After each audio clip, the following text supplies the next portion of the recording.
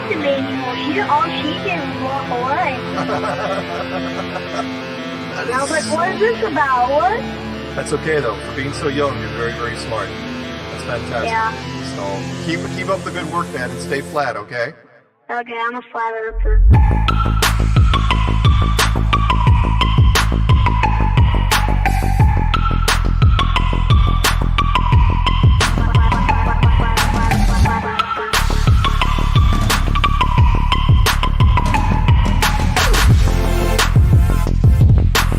She couldn't do it.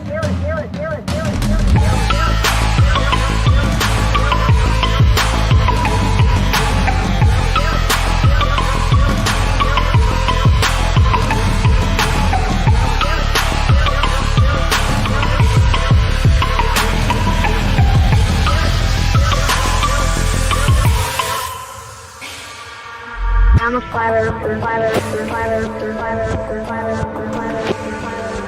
I'm a flat earther. I'm a flat earther. I'm a flat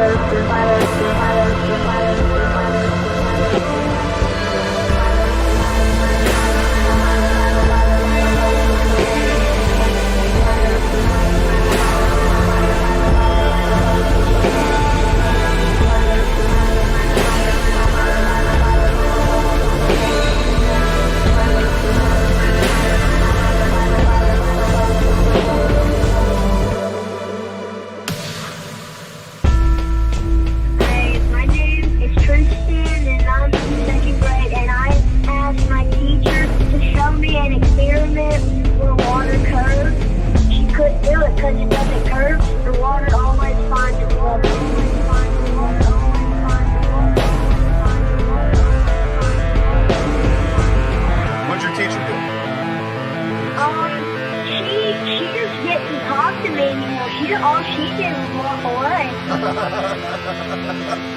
And I was like, what is this about? What? That's okay though. For being so young, you're very, very smart. That's fantastic. Yeah. So keep up the good work, man, and stay flat, okay? Okay, I'm a flat earther.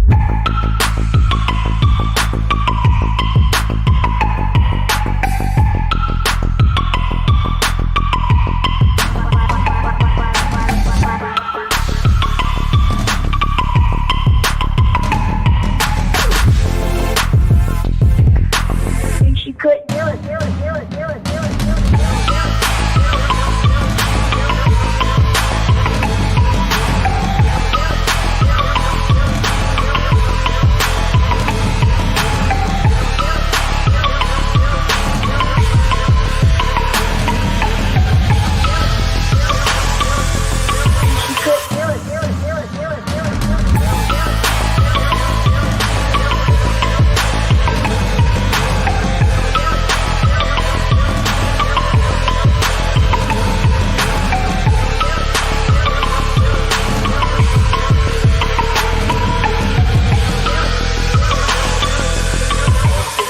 Up for sound bites. This is awesome.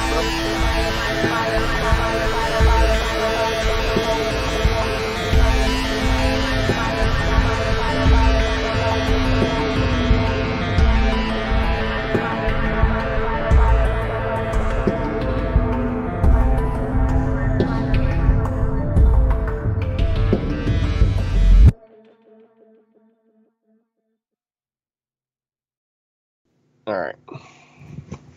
All right, welcome back to Anti-Religious Scripture Study, and oh my goodness, everything that I fixed earlier has gone, so just hold on a second while I put Jack's picture back in here. Oh boy. Uh-oh. That's okay. I'm here though, folks. Yeah, it'll be fine. It'll just take me a sec to, what do you call it? OBS was acting crazy on me, so let me just put eSword up, and we'll be on back in business. There we go. All right. Okay, we're good. All right. Unfortunately, Karen had a spiritual dilemma today about some spiritual influence being directed at her children from another religion. And oh my goodness, we had an interesting conversation this morning. Religions are crazy, dude. But anyway, we kind of like skimmed through chapter 20 last time because we were addressing the all-important statement of the Ten Commandments, because even if you just count the shalt not and shall and obey and honor and remember, like all these commandments, there's definitely more than 10 right here in chapter 20. And then the most important thing is the last part of the chapter that nobody ever reads, which is verse 18 and beyond, where the people were the ones who decided, okay, stop, we can't take any more. You know, these commandments that are being spoken to us, we're being shaken to our core, we're going to die, right? And they drew off. And they said, you, Moshe, go up the mountain and get the rest of the commands. They didn't think that they were done. And then we'll listen to it when you come back, right? They know the commandments are not done. And then the commandments begin over again, or I should say continue, from verse 22 and on. So we're going to continue as well. Now, I had a dilemma on how to further approach the rest of Exodus, because I know there's a lot of commandments that are not going to resonate with people because culturally it's different, the times are different, the way that like debt is different, like even debt, the word debt itself is completely changed. You know, everybody knows what the word debt means today, but back in the day, it wasn't like that. It was like a redemption thing.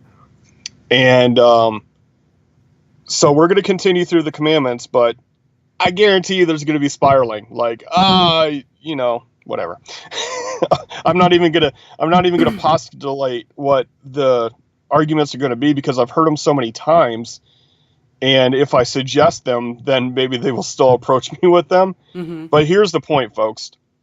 Regardless of how you feel about these commandments, these are not things for me to argue. These are things for me to read and understand and get a perspective of how these commandments were instituted and how they apply to me. If those do not affect you, if you have no desire of reading what the scripture says and applying it to your life, then go somewhere else, because this is not for you. And I'll read my disclaimer. Just Jack's disclaimer. To the religious, if you believe it's wrong to study scripture outside of your religion or denomination, if you believe your religious leaders or church fathers are incapable of having inherited anti-scriptural traditions of men, if you've already made up your mind about scripture, including the scripture shouldn't be studied at all, then this stream is not for you. To others, if you are open-minded to others' opinions, if you have not made up your mind about scripture, if you've been turned off to religion but believe there's truth in scripture that may have been changed or hidden by religion, if you live according to scripture and like to dig in and discover more, then this stream is for you. We are looking at scripture in the original language using concordances or dictionaries for root words, as well as context from a non-religion perspective. We will as well have life experience discussion. We are not here to argue with others about theology or doctrine by the traditions of men, including Catholicism, Christianity, or Judaism. We will be discussing the importance of origins and show how religions contradict the scriptures. There you go. So just, you know, a quick snippet. Well, no, we don't need to get into that because I didn't verify that we needed to get into that. But anyway, let's go to chapter 21. Alrighty. Alright, chapter 21. These are the right rulings which you are set before them. Which right. You are to set before them. Okay. Yeah. Right rulings are judgments or justices. In other words, like a set of laws for what is just, rather than, well, he's poor, so he doesn't deserve the same right of justice as someone who can, you know, afford things, right? Judgment and justice is right rulings. Right rulings, I think, is actually a pretty good way to put it. All right. When you buy a Hebrew servant, he serves 6 years, and in the 7th he goes out free for naught. Now this is a this is a set of commandments that are being given to a majority Hebrews. So what is this? Buy a servant. Well, number one, it's not buy, it's acquire. And a servant is not necessarily okay, so like let's say you went to war and somebody got taken into captivity. That servant would be different than someone who is in servitude due to a debt. Okay. Mm-hmm. So let's say they purchase a land, but they, let's say they're buying back land. Okay. So that's a concept in the Israelite setup is if your father loses his inheritance due to some other deal that was made and you go to reacquire that land and you don't have the means to reacquire the land, you can actually indenture servitude to that land so that it becomes back part of yours, if you understand what I'm saying. So like let's say some other dude's living on your land and you want your land back. So you become a server of the land until you've worked off the debt for the land. Okay. Yeah. And that agreement is made by the one who acquires the servant and the servant himself. It's not like, oh, you're mine now. That's not the buy a servant. That's not what that means. It's a redemption process. Like, oh, you want your land back? Okay, then you work the land for me until you've accrued up enough of the redemption. Mm-hmm. Right. Like I said, this is going to be complicated stuff because it's out of context from our culture. Right, from our time that we're living in. Right. So the most a servant can be indentured for is 7 years. Okay. That's what this is about. That's the most you can be indentured for. If he comes in by himself, he goes out by himself. If he comes in married, then his wife shall go out with him. Okay, so pretty self-explanatory. If he decides that he can't finish out the servitude and he wants to go elsewhere, he's free to do that. If his master has given him a wife, and she has borne him sons or daughters, the wife and her children are her master's, and he goes out by himself. All right, so this is going to be very complicated for today's culture and trying to understand this. So let's say he comes back, for this property, and he says, well, let's say it's even his daughter, okay? So here is my daughter. Since you're going to be inheriting the land, take my daughter as your wife and you have children. And then the guy is like, you know what? I don't want to keep doing this. I'm giving up the land, and he can ditch his wife and children. Okay. Mm-hmm. Because the owner of the land will still take care of them. All right. And if the servant truly says, I love my master, my wife, and my children, let me not go out free. Then his master shall bring him before Elohim, and shall bring him to the door, or to the doorpost, and his master shall pierce his ear with an awl, and he shall serve him forever. In other words, I like this setup. We're going to keep it the way it is. So he actually gets an ear piercing as a marker of forever indentions, forever servitude to the man. And so, yeah, piercings was a symbol of ownership. Like, I think they still do it today, where they put a ring in a bull's nose, right? And that is like, it's saying that the bull is owned, and you can lead the bull around by the ring. And so this, it's kind of that symbology. Right. And when a man sells his daughter to be a female servant, she does not go out as the male servants do. If she becomes a, wife, she doesn't go off not being a wife. It's very complicated. I'm telling you, like, culturally, this is way different from us. Yeah. If she is displeasing in the eyes of her master, who has engaged her to himself, then he shall let her be ransomed. he shall have no authority to sell her to a foreign people because of him deceiving her. Yep. Complicated. Who has engaged herself to him. Yeah, so somebody takes on, so she's a female servant. She's working in servitude. And he decides he doesn't want to be married to her. Well, then he has to ransom her. That means he has to pay the price for her to live off of. In other words, he has to financially support her for the rest of her life. He can't just like send her off with nothing. Right. And if he has engaged her to his son, he is to her as is the right of daughters.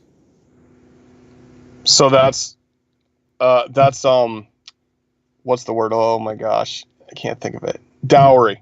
Okay, so he's responsible for the dowry. Mm-hmm. Even though he's basically keeping it in the family or whatever, he still has to require of the son the dowry. If he takes another wife, her food, her covering, and her marriage rights are not to be diminished. Right, so you can't take on a new wife and dump your old wife. If you do choose to be responsible for another woman, you have to take care of both of them. You can't just dismiss one wife and send her off with nothingness. Right. And we haven't got there, but further in chapters it talks about what if she decides that she doesn't want to be married, or what if he decides if he doesn't want to be married, then they remain single, right? They can't remarry. Okay. But you can choose to be single. Yeah. And if he does not do these three for her, then she shall go out for naught without silver. He who strikes a man that he dies shall certainly be put to death. But if he did not lie in wait, but Elohim delivered him into his hand, then I shall appoint for you a place where he is to flee. Very interesting concept here. So you get in a fight with a dude, and he dies. Mm-hmm. Then you should die too, right? Mm-hmm. But if it's not premeditated, okay, that would be today's terminology. If it's not premeditated murder, then you actually have a place where you can go. It's called the oh my gosh, I'm brain farting all over the place today. Oh, I can't think of it. Anyways, it's a land of fleers, right? Like, I don't know how else to explain it. Like there's actually a city. Oh my gosh, it almost came to me and then it left. Anyway, they flee to this city, and they can no longer go back home because they could die. You know, somebody's going to have vengeance on their hands, you know. So he gets to flee to this land. Watch, it's going to pop in at the wrong time. But when what they call that city. Oh. But when a man acts presumptuously against his neighbor to kill him by treachery, you are to take him even from my slaughter place to die. Yeah, I don't like presumptuously. Like he's boiling over against his neighbor. Okay? Mm-hmm. So if you know, this guy needs to be put to death, and not only does he need to be put to death, but he needs to be put to death like far away from the camp. He, like, somebody who like premeditatedly murders someone, he doesn't even deserve to die around us. Just take him out, kill him. And he who strikes his father or his mother shall certainly be put to death. And we're talking about old folks here, by the way. The thing is like the taking him out to where he doesn't even die. Like when you have a situation like this, like somebody dies, there's actually a court process, kind of like ours today, and they fervently search for witnesses, evidence, you know, all these other things. When you're found like 100%, like you knew ahead of time that you were going to kill this person, then you no longer belong to Israel. So this act presumptuously later on shows up in other places in the scripture with different Hebrew words, but they write the same word in English, act presumptuously. And what it means is in the where you have your fist up, like, I don't care what you say, I'm going to do what I want, you know, so you're premeditatively knowing right from wrong, but you're choosing wrong, right? This is not out of ignorance. Right. Okay. To act presumptuously, that. Sorry. And he who kidnaps a man and sells him. Verse 16? Yeah. And he who kidnaps a man and sells him, or if he is found in his hand, shall certainly be put to death. So this would be what today's slavery would be considered. So you, without the man's permission, take him into captivity and put him to work or ransom him or whatever. Mm-hmm. It's the same as murder in the eyes of the Creator because you're stealing the man's life. Right. Is it frozen? No. It's what frozen? It was on my end. Sorry. Oh, okay. And it keeps recalling you, like I can hear it ringing on Skype, and then you pick up when you talk. It's weird. Oh. And he who curses his father or his mother shall certainly be put to death. And when men strive together, and one strikes the other with a stone or with his fist, and he does not die, but is confined to his bed, if he rises again and walks about outside with his staff, then he who struck him shall be innocent. He only pays for lost time and sees to it that he is completely healed. Now that's an interesting thing, right? Mm-hmm. Like, they get in a fight, and like the dude's like, okay, I need the upper hand. So he grabs a stone, or he starts hitting him harder or whatever, Mm-hmm. and he becomes unable to work. Then he's responsible for lost wages, which sounds, familiar to today's laws, right? Right. If yeah. it goes into the court system. Mm-hmm. He's held innocent, but if the dude dies, then he's held guilty of murder. Right. Yeah, that sounds like how it goes today. Yep. And when a man strikes his male or female servant with a rod so that he dies under his hand, he shall certainly be punished. Yep. It doesn't matter if he was your servant. You're still going to have to be put to death. But if he remains alive a day or two, he is not punished, for he is his property. That doesn't mean that it doesn't mean that there's no recompense. It's just he's not the proper word here is not punished, it's avenged. So in other words, he's not put to death for the man who died. Okay. If you look over there, it's the word avenge, not punished. Oh, that's yeah. kind of a weak thing to say. Oh, he won't be punished at all. No, he'll be punished. He just won't be put to death. His life will not be avenged because he didn't die. And when men strive, and they shall smite a pregnant woman, and her children come out, yet there is no injury, he shall certainly be punished accordingly, as the woman's husband lays upon him, and he shall give through the judges. Isn't that cool?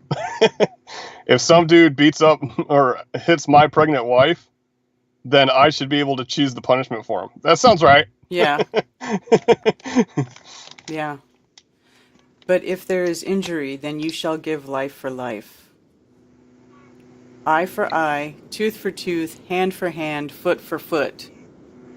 Burn for burn, wound for wound, lash for lash. And some people have a problem with this, right? If everybody does eye for an eye, then everybody will walk around blind. Is what's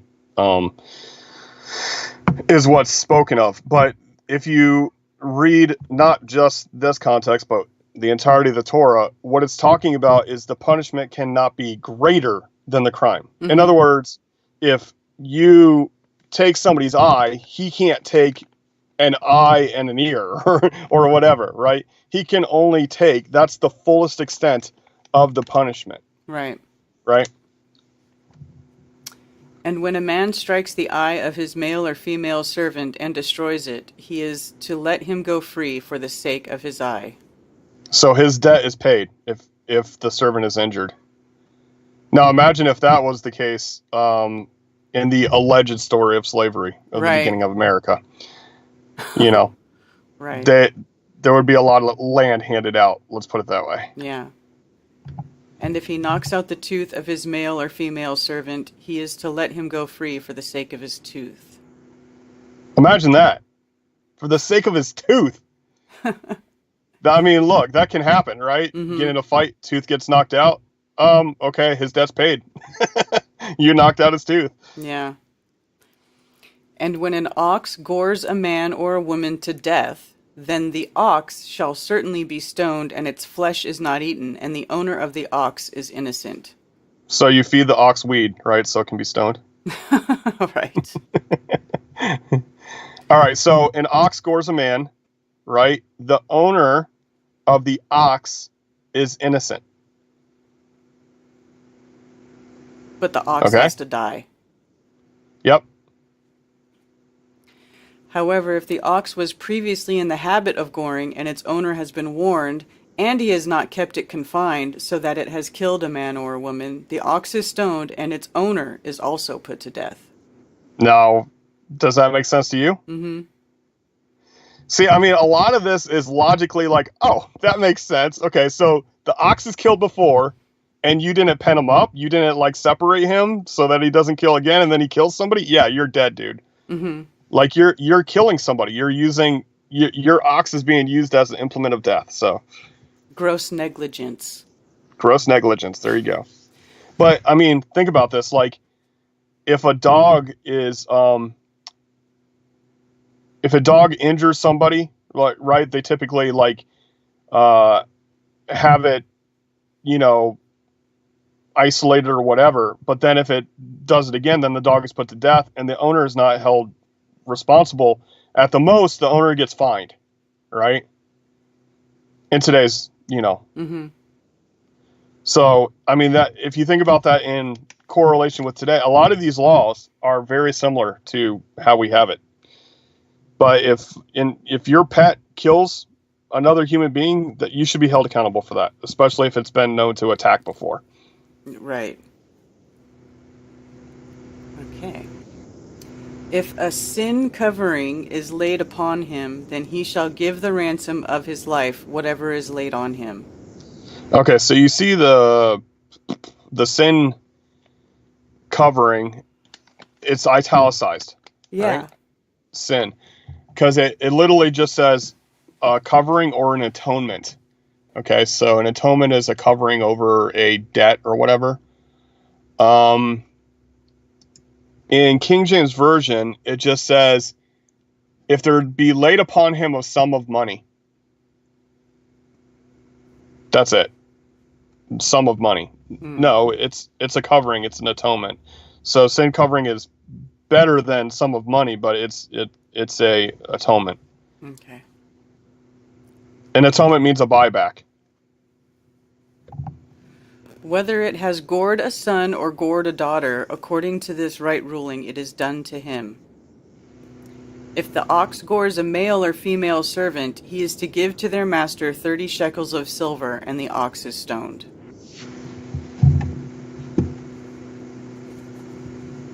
And when a man opens a pit, or if a man digs a pit and does not cover it, and an ox or donkey falls into it, the owner of the pit is to repay. He is to give silver to their owner, and the dead beast is his. Okay, so what do you think this pit is? If a man opens a pit, what do you think a pit is? It's a well. A well, yeah. Could be. Yeah. No, it literally is the word for well. I don't know why they chose pit there. Yeah. Oh, okay. Oh, yeah, well/pit. Okay. Yep. And when the ox of a man smites the ox of his neighbor, and it dies, then they shall sell the live ox and divide the silver from it, and also divide the dead ox. So in other words, not only repay, but then some. Right? Like, you had no right killing my ox. Mm-hmm. now, you're going to have to give up one of your oxes, basically. And then it's divided from there. Okay. So the ox that lives gets sold and the dead one gets divided and Yep. everything gets split? Yep. Alright. Like Or- I lost an ox because of you. Now you're going to lose an ox, and we'll split the difference. Right. Or if it Very was fair. Yeah. Or if it was known that the ox was previously in the habit of goring and its owner has not kept it confined, he shall certainly repay ox for ox, while the dead beast is his. That's like if an ox kills an ox. Yeah. All right. We made it through it. I reckon I'll open the chat. I did not get a link from you, but that's okay. I think, is it on Karen B? Yeah, it's on both right now. Okay.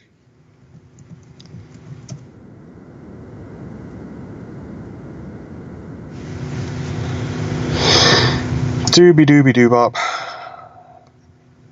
Oh, that's the wrong Karen B. Yo. Here. I'm going to give you a link. All right, live. I'm there. Shutting that down. Going to live chat. I hope I'm not buffering out. You're okay. Okay. Yeah, because it was weird earlier. Skype kept calling you back. All right.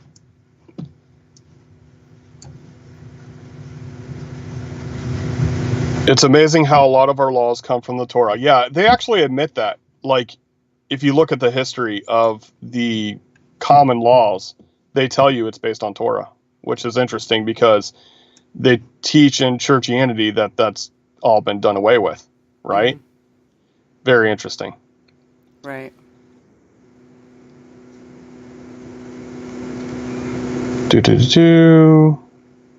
Any questions, comments in chat? Are y'all sure those texts are original or not contrived? Do what? Somebody asked if we're sure that the texts are original and not contrived. I don't know what that means. I think, are you asking about the Bible, if the scriptures that we're reading, if they're original and not contrived? It's still a translation from Hebrew to English. Yeah, always.